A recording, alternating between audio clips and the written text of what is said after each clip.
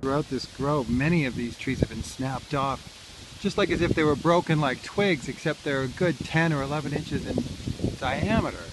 It's mostly poplar that has broken. I mean, these are a pretty thick stand of trees, so they're in a lot of sunlight competition with each other, so they're growing very tall and thin. But still, even though it's an incredible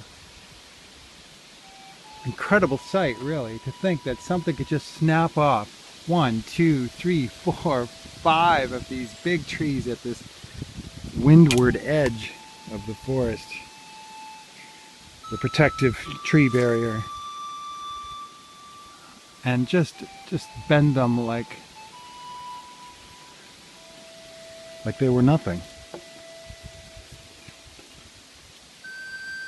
The theory of climate change says that as we increase the amount of carbon dioxide in the air, which has undoubtedly and scientifically, and by whatever measure you want to call it, has increased. There is no doubt. And there is no doubt that carbon dioxide is an important component of the Earth's atmosphere that contributes to the amount of energy stored in it.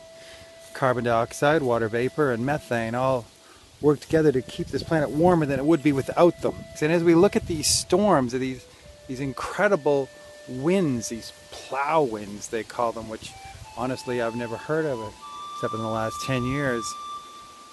But these plow winds now are just wreaking havoc. The climate itself has changed so much that we may have to reconsider cereal grains and maybe move into something else. I don't know. But predictable climates are important for food production. And if this is becoming the new normal, we're really taking chances with our future. And the sad thing is we don't have to.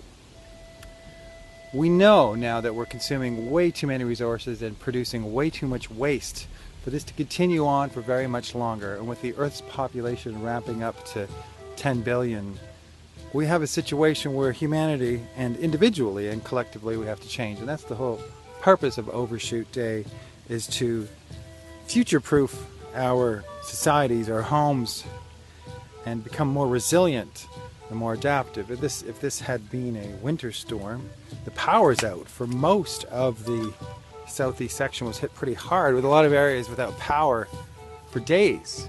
So come on down to Rick's farm and help us plan for a more resilient and adaptive future. One that allows us to work together as a community to create new ideals and values and actual structures and living things. We have a garden here that can feed people. We have land that can shelter people. What we're missing is the people.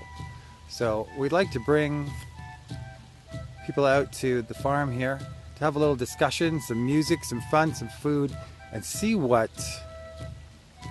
solutions we can come up with in our local community with the resources and materials and capacities that we have right now to grow from. So we'll see you at Rick's farm for Overshoot Day, August 23rd and 24th. Overshoot Day commemorates and brings to light the understanding that since the 1970s we have been overshooting our resources. We've been taking more from the earth than it can sustainably produce, and we've been building up a deficit.